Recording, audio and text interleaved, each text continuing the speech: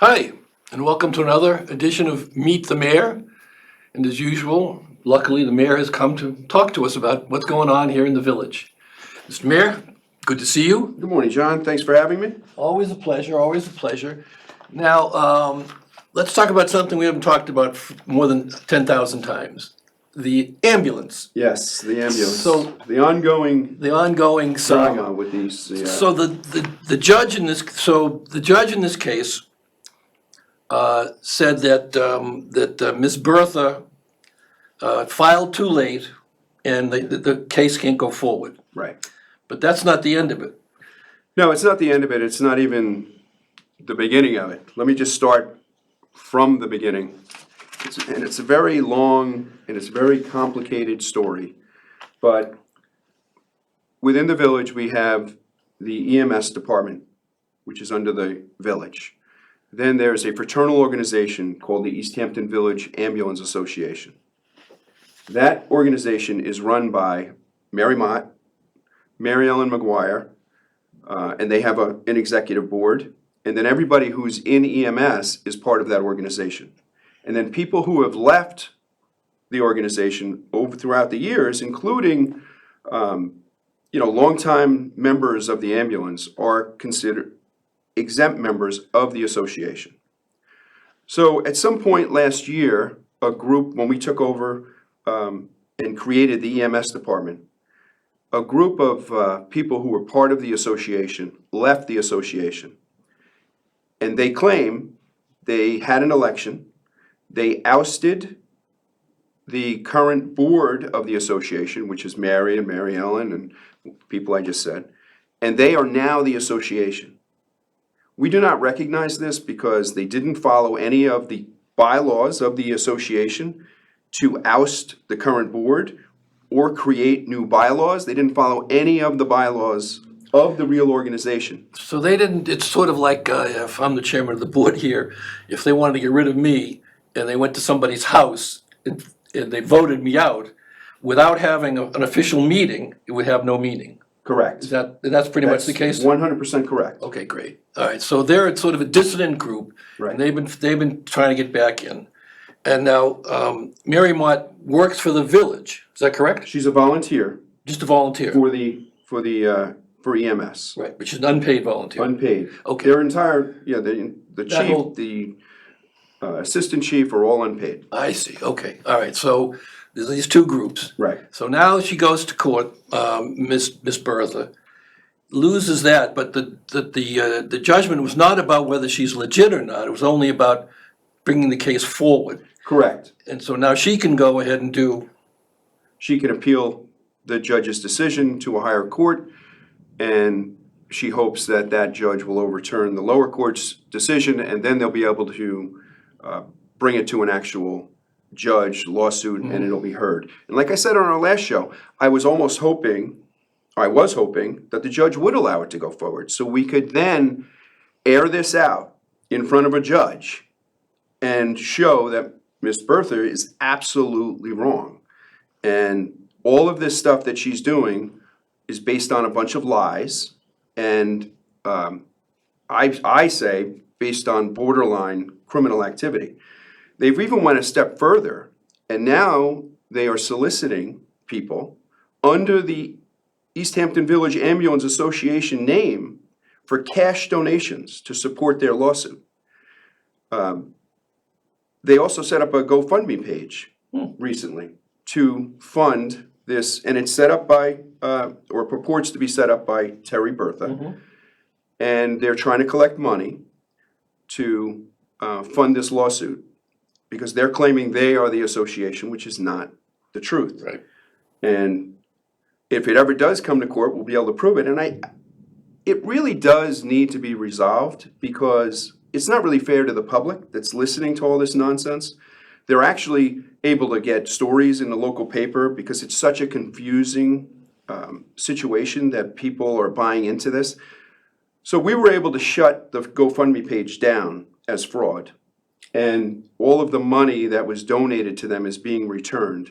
So what I would say to people who are watching the show, if you are solicited by the East Hampton Village Ambulance Association for a cash donation, do not give any money to that because it's fraudulent. It's not true. The association has plenty of money. They have over $300,000 in their bank account. They're alive and they're well. They have a board. They spend money all the time on the ambulance workers, which are volunteers and paid people.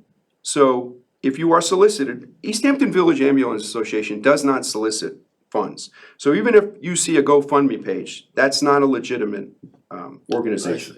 I see. So do not donate to East Hampton Village Ambulance Association. Got it. Now, but then there is another place she can go, which is the Suffolk County Regional Emergency Medical Service Council. And it's in their hands now No, to there's decide a- if it's, No, that one has nothing to do with the other. doesn't. So what happens is, in order to operate an ambulance, you need a certificate of need, which obviously the village has to provide ambulance service just like we do police and fire. What's a certificate of need? A certificate of need is something that the state issues that shows that you are the agency that has to provide the ambulance service. So in order to operate an ambulance within your municipality, you need a certificate of need. Okay. So we have that.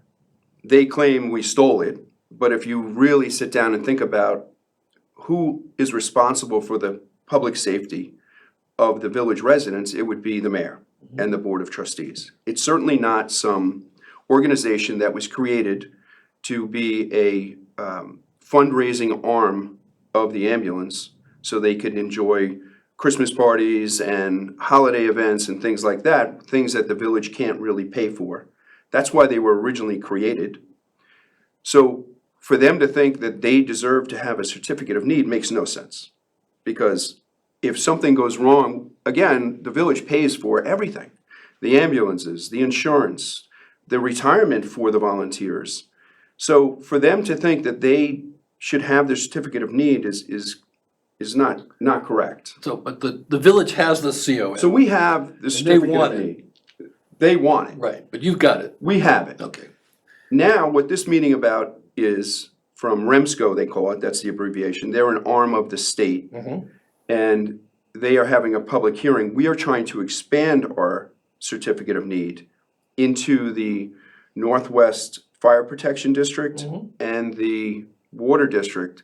That is basically the area between the village line and the other districts that have ambulances and fire protection. East Hampton Town, these areas are in the town municipality. They do not provide ambulance or fire service in those areas. So they have been contracting with the village since the 70s for this. We were told in order to operate in those areas, we need to expand our certificate of need outside the jurisdiction of the village. So this public hearing tonight is about us expanding our certificate of need. There's two ways it can be done. The town could apply for their own certificate of need. So they would hold it and then they would sub it out to us with a contract. We already have a 2-year contract with the town, Right. and we have since the 70s. But whenever CONs were required, the village for some reason has never expanded theirs into the town, nor has the town requested their own. Right. So all this is getting the certificate of need, which we're required to have by the state to operate an ambulance in another jurisdiction. So who decides if you can expand your The state. The state does. Yeah. And that's right, there's a meeting tonight about all this. Right. With Yeah. the. And I'm sure we're gonna hear a lot of drama about, this Mm-hmm. fictitious ambulance association's gonna show up and try to blur the, what we're really there for. It's a really very simple, public hearing. It's required by the law. In order to expand it, you have to have a public hearing for the state. And then on March 12th, they'll vote on that. And we'll either get it or not get it. If we don't get it, then the town will have to apply for their own. Right. Okay, so But again, we just signed a 2-year contract. just recently, I remember. Yeah, with the town. It just took effect January of this year. And it's good for 2 years. We'll have a letter of support from the town municipality asking that the state approve the CON expansion. Because, unbeknownst to me, this is what we're hearing from the attorney, all these years that we've been doing this, we've been doing it wrong. And we need to have the certificate of need Right. required by the state. So it's really a maintenance issue in my eyes. And it's no big deal to the state, I would guess, that they would. No, they do it all over the state. That they would, Yeah, and it's the proper way to do it. Yeah, okay, so that'll be taken care of. So Yeah. this other little thing here, It's just a lot of drama that they're causing. It And may or may a lot not of unfortunately, it causes confusion to the general public because they don't know any of the inner workings of the ambulance. All they know is that there's some sort of fight going on and they worry, will they get an ambulance or will they not get an ambulance? Correct. And they're certainly gonna get an ambulance. Our statistics are better than they have been in years. So as far as mutual aids and response time. terrific. So whether people like to hear this or not, volunteers are very hard to get. And this is a problem that we're having throughout the country, not just in East Hampton. But it's really hard in East Hampton because a lot of people are not living here anymore full-time. As we all know, people sell out and they move somewhere else. And a lot of the homes that are being sold are not year-round residents. They're second homeowners and they're only enjoying their homes, part-time. Right. So it's very difficult to get volunteers. The other issue is people who are living year-round are working probably 2 jobs just to make ends meet, and they don't really have a lot of time to volunteer. And we're lucky we do have volunteers, and we need the volunteers. So it's a difficult situation, but this is the trend that's going on all over the country. All over, yeah. And we have to provide the service. We can't just not recruit, we can't not have paid people, it's just not going to work. Right. So we're lucky that we're not going down this road with the fire department right now. The fire department, they have over 100 and something members. They're doing very well. They don't miss any fires. They don't have to call for mutual aid because they can't get enough volunteers to go to a fire. None of those things are happening with the fire department, knock on wood. So there's no need for us to put paid firemen in or anything like that. Oh, that's good. But with the ambulance, it's different. The ambulance has many more calls. There's probably 4 or 5 calls average a day for East Hampton. Wow. So it's a lot of work, and to just sit back, and this is what the prior leaders were doing. They were just sitting back and not recruiting, and slowly they were going to fail completely. They were already on their way to failing, but they were going to fail completely. And then to try to do all of this after the fact would have been very, very difficult. So we have to be out in front of this.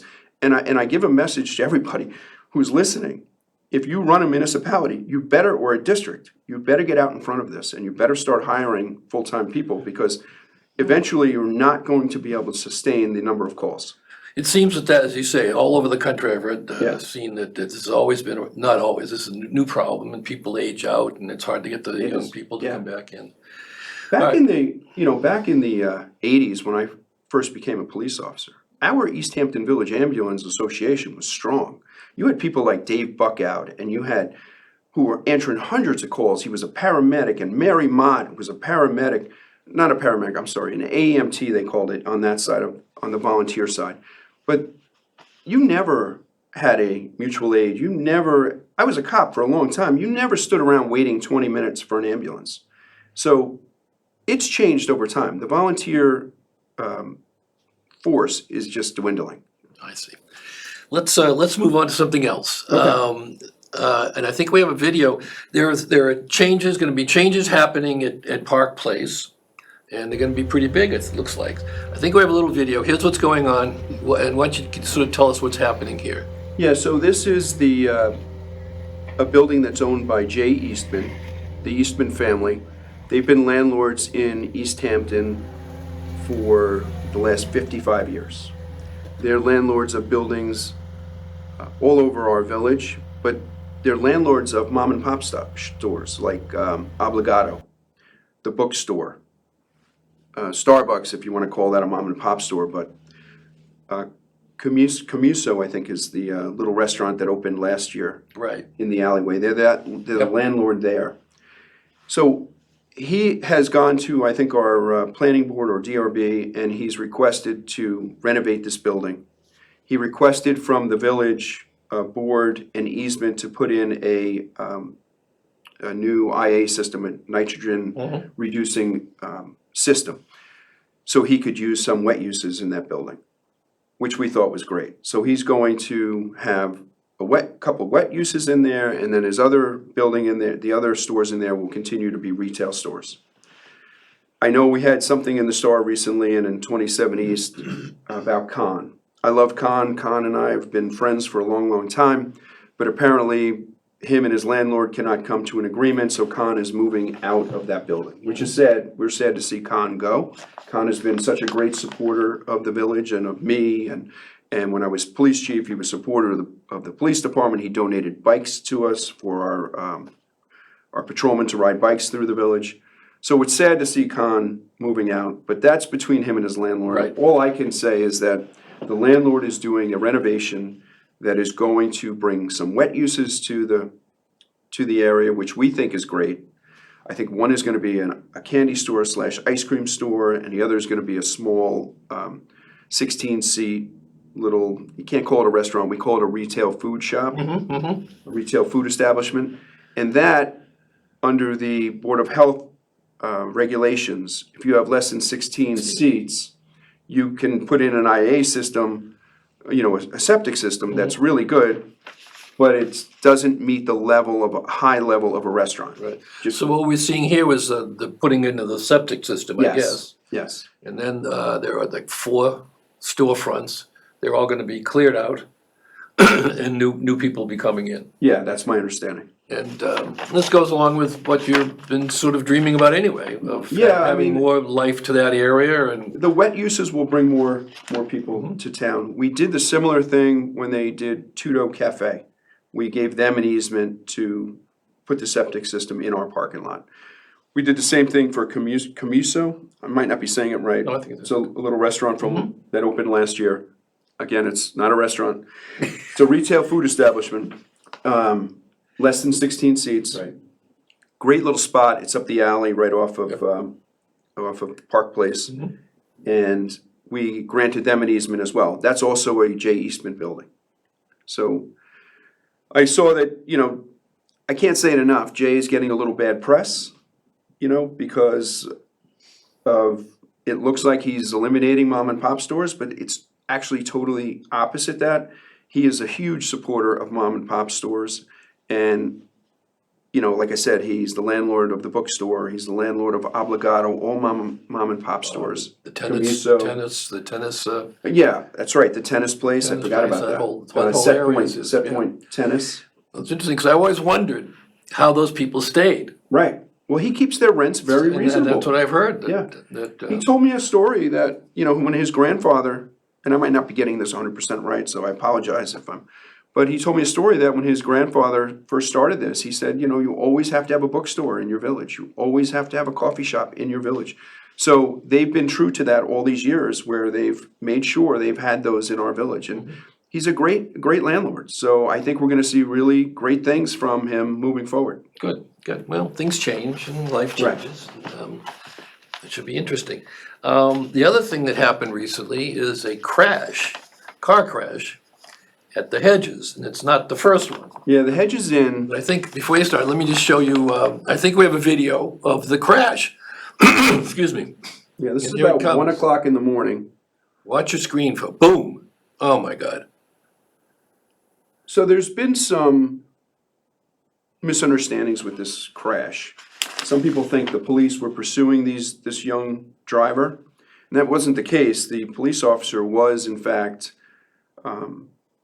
patrolling when he was parked with radar, and this gentleman driving this car passed him at 90 miles per hour in a 30 Wow. on right by Red Horse Market. Mhm.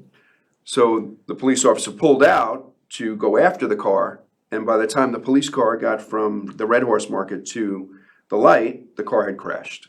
So the police did not initiate the chase, but certainly was going to see if they could, stop the car before So- something bad happened, but it didn't work out that way. As I remember it, they were kids, Yeah, there's like 4 kids in the car, 18 years old. and they're going 90 miles an hour down 27. Right. Don't know the area, I guess. Right. It just cut right across the pond. Yeah.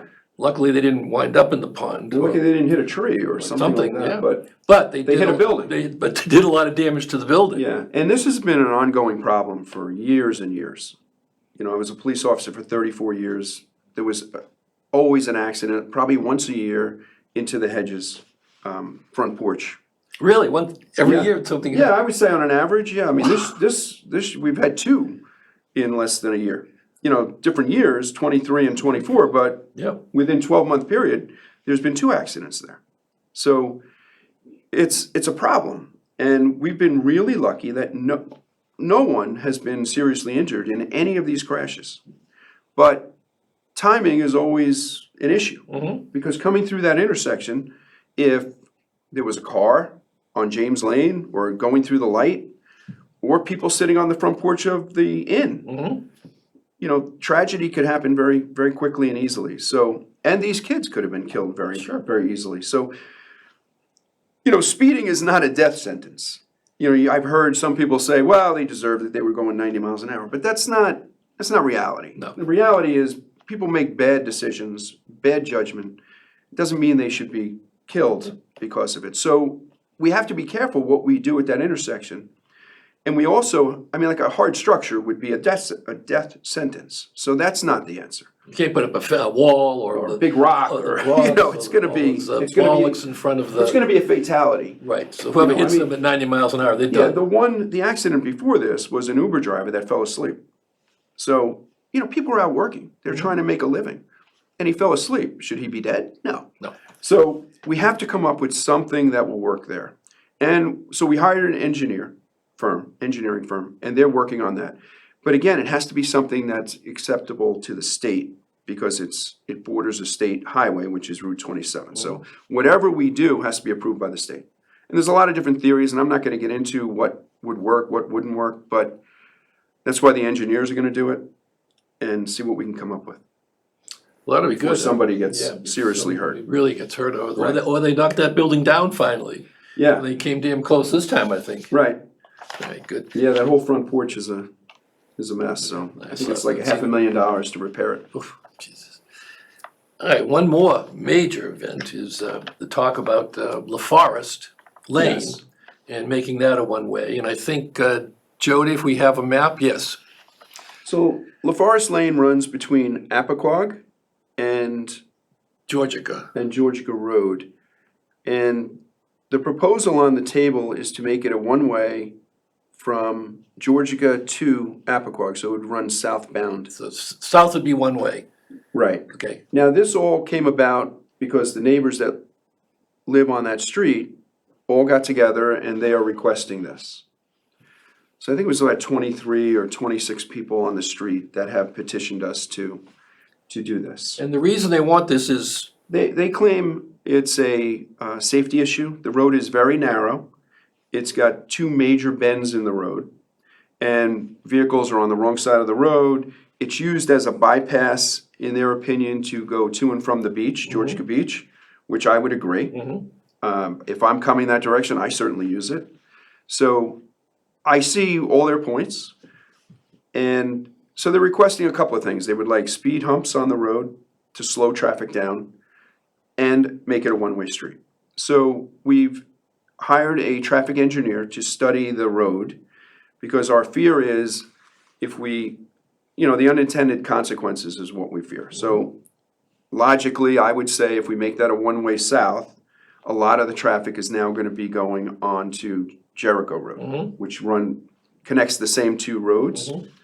So we don't want to then put a burden on Jericho Road. So just to lock in our theory, we've hired a traffic engineer to confirm that, because none of us on the board are traffic engineers. And of course, we want to do what's best for the residents on LaForest, and we want to do what's best for the residents on other roads that might be affected by what we do.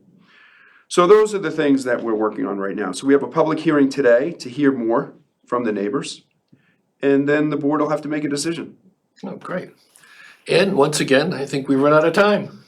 Really? Yeah, I'll get another minute, but All right, we're good. There you have it. We'll see you next month. Thank you so much, Mr. Mayor, for coming. It's Thanks, always John. a pleasure to talk with you Always about so what's going fast, on. And we'll see you next time. All right, So thank long. you.